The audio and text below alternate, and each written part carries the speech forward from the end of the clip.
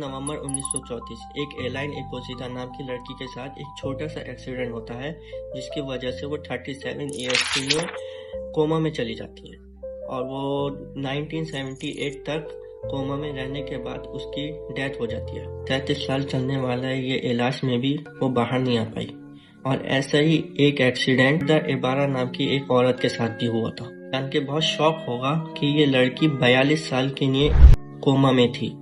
हमने अक्सर फिल्मों में देखा होगा कि मूवीज में बहुत सारी स्टोरीज देखी होंगी कि कोई एक इंसान कोमा में चला जाता है और कई सालों तक कोमा में रहता है, ना वो हिल सकता, ना बोल सकता, ना कुछ कर सकता। और सुनने में ये सारी चीजें जो है ना बहुत सिंपल लगती हैं, क्योंकि एक इंसान जो कोमा में चला जाता है होता ही रहता है, सोता ही रहता है और कुछ नहीं करता। ये देखने में बहुत सिंपल होता है। आपने कभी ये जानने की कोशिश की है कि कोई इंसान कोमा में चला जाता है तो उसको कैसा फील होता है, क्या सोचता है, वो क्या करता है, दिमाग में उसमें क्या चलता है, कुछ पता है? लोगों ने फिल्मों में देखा होगा कि फैमिली वाले उसके लिए हर चीज करते हैं, उसकी फेवरेट डांस, मूवी और उसकी मेमोरीज, ओल्ड मेमोरीज सारी दिखाने की कोशिश करते हैं कि उससे उसकी मेमोरी आ जाए वापस। क्या वो ऐसा होता है?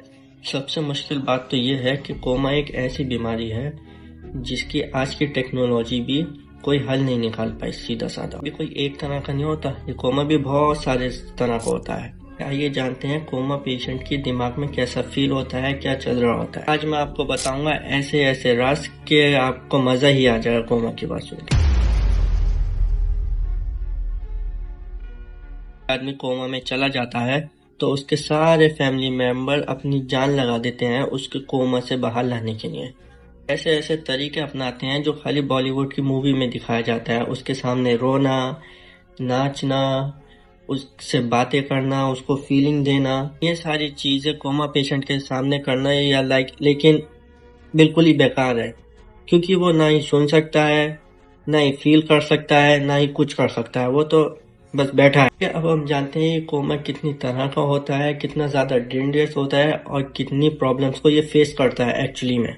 आज की टेक्नोलॉजी भी कोमा के कोई इलाज सही से नहीं निकाल पाई है। इसका कोई इलाज ही नहीं है सही सोचा है। आज की टेक्नोलॉजी में लोग कोमा में जाते हैं, वापस आ जाते हैं, और बहुत से लोग कोमा में जाते हैं और वापस ही नहीं आते। जो लोग कोमा में नहीं गए हैं उनका कोई साथी कोमा में चला जाता है या कोई रिश्तेदार कोई भी, तो वो लोग ये सोचते हैं कि ये कोई एक लंबी स्लीप में चला गया, कि वो सो ही रहा है, लेकिन ऐसा नहीं होता। कोमा की कंडीशन स्लीप से बिल्कुल डिफरेंट होती है। वो स्लीप की तरह तो होती नहीं है। वो ऐसी होती है कि कोई दोस्त पैसे लेके चला गया और वो उसको जितना चाहे उतना उठा लो, मना लो, कि वो उठता ही नहीं है, लेटा का लेटा ही रहता है, जवाब ही नहीं देता। अब तो अंग्रेजों के जमाने के डॉक्टर को भी नहीं पता कि कोमा पेशेंट को उठ ही नहीं सकता, कि शॉक ट्रीटमेंट का भी यूज करते थे, मतलब कि कान में लगा के शॉक दे रहे हैं, नन नन नन नन नन नन, उससे भी नहीं उठता था वो आदमी। सिचुएशन करी कि कोमा पेशेंट डर के या फील करके कुछ बाहर आ जाए कोमा से, लेकिन ये सिचुएशन नाकाम है और डॉक्टर को समझ में आया कि हम चाहे इसकी जितने भी शॉक दे लें, ये सारी चीजें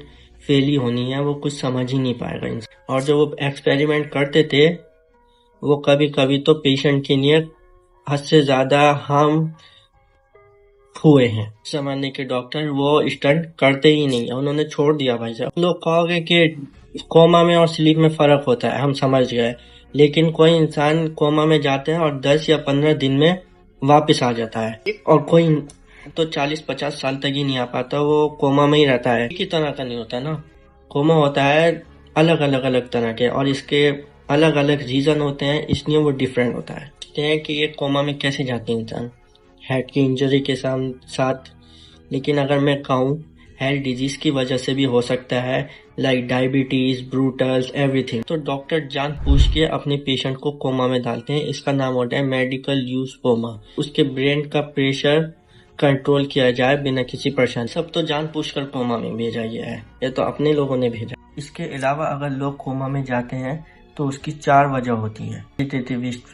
इसमें इंसान सोया रहता है, उसके बेसिक फंक्शन चलते रहते हैं, जैसे सांस वो खुद ले सकता है, उसका दिल खुद चलता है, ब्लड सर्कुलेशन एकदम परफेक्ट होता है, इसमें कोई रुकावट नहीं होती, बॉडी प्रॉपर काम करेगी। बस ऐसा आपको लगेगा कि पेशेंट जो है कम्प्लीटली सो रहा है। और उसमें एक शौक की बात यह है कि आदमी खा सकता है, छींक सकता है, अंगड़ाई ले सकता है। लाइक घर वालों को ऐसा लगता है कि उनका पेशेंट जो है वो बिल्कुल ठीक हो गया है, सो गया है।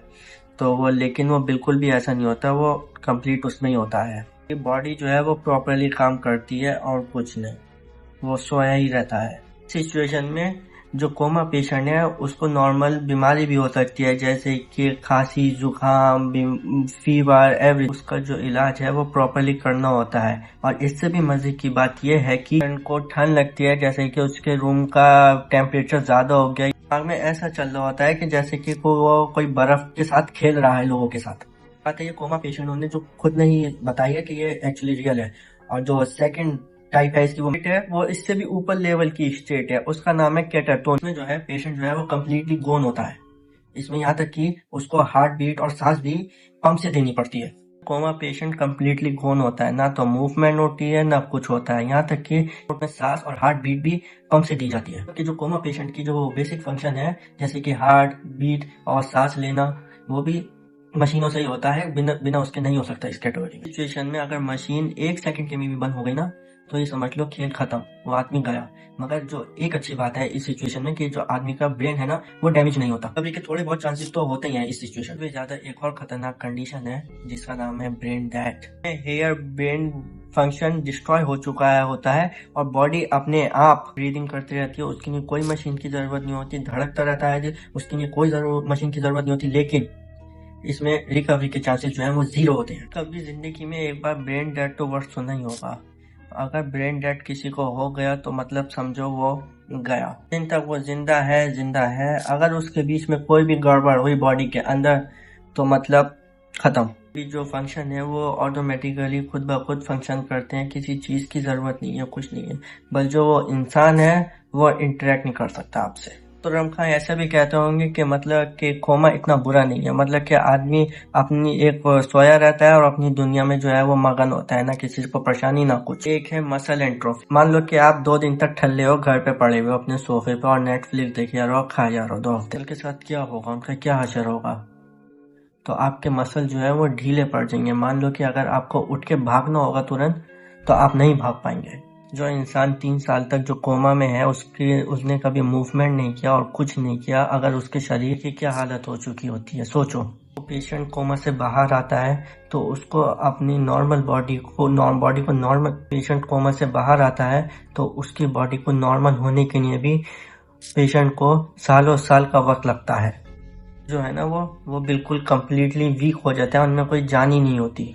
एक छोटी सी प्रॉब्लम है, लेकिन इससे भी बड़ी एक प्रॉब्लम है जिसका नाम है बेड सोर। वह अगर इंसान की बॉडी अगर कुछ समय तक बिस्तर पर पड़े रहे तो उसकी बॉडी के बहुत सारे पार्टों का ब्लड सर्कुलेशन बिल्कुल ही बंद हो जाता है, जिसकी वजह से वो उसके शरीर में बहुत सारे दाग हो जाते हैं, छाले हो जाते हैं, सब कुछ हो जाता है, उसकी बॉडी खराब हो जाती है। सिचुएशन है ना ये बहुत ही ज्यादा दर्दनाक होती है और इस सिचुएशन को बहुत अजीब सी होती है। इसमें कुछ नहीं, बहुत समय तक बेड पर ही पड़ा रहता है तो उसकी बॉडी में बहुत सारी प्रॉब्लम क्रिएशन हो जाती है, वरना उस पर रिकवरी करना वो बहुत ज़्यादा मुश्किल होता है। लेकिन पे रिसर्च करने वाले डॉक्टर अकॉर्डिंग की बात है कि ज़्यादातर पेशेंट कुछ ही हफ्तों में आते हैं और बहुत सारे केसेस में ऐसा होता है जहाँ पर पेशेंट के बाद कुछ ना कुछ डिसेबिलिटी तो रहती है, कोई ना कोई परेशानी तो रहती है। उनको नर्व स्टिमुलेशन की टेक्निक की वजह से उनको डिसेबिलिटी को बिल्कुल ठीक किया जा सकता है। अकॉर्डिंग से वेजिटेटिव जो पेशेंट होते हैं उनको बिल्कुल ठीक किया जा सकता है। इसका बहुत सारे केसेस में सुना होगा जहाँ पर इंसान आता है और वो वापस आता है तो ये कहता है कि वो टाइम ट्रेवल करके आया है, पैरेलल वर्ल्ड में सो का है। ये जो कहानी होती है ये ज्यादातर 90% फेक ही होती है, इनका कोई वजूद नहीं है। बातों को सही माना जाए तो वो जो कोमा पेशेंट होता है वो हमारी दुनिया में अनकॉन्शियस होता है। 10% के वो किसी और दुनिया में होकर आ सकता है, चीजों का अभी कोई एक्चुअल प्रूफ नहीं है। हो सकता है आगे दुनिया में हो सकता है इन फ्यूचर कोमा की सिचुएशन को यूज करके टाइम ट्रेवल और पैरेलल वर्ल्ड में जाना इम्पॉसिबल हो। सारी हवा में है, लेकिन अभी फिलहाल अगर कोई आदमी कोमा में चला जाए तो उसकी जिंदगी तो बर्बाद है। एक बात तो पता चल गई होगी जो वीडियो से एक बात तो पता चल गई होगी, जो फिल्मों में दिखाया जाता है कोमा ऐसा है और असल जिंदगी में बहुत मुश्किल सिचुएशन होती है। को ये वीडियो पसंद आई है तो please do subscribe to me, this is my first video, please make me support me. Bye bye.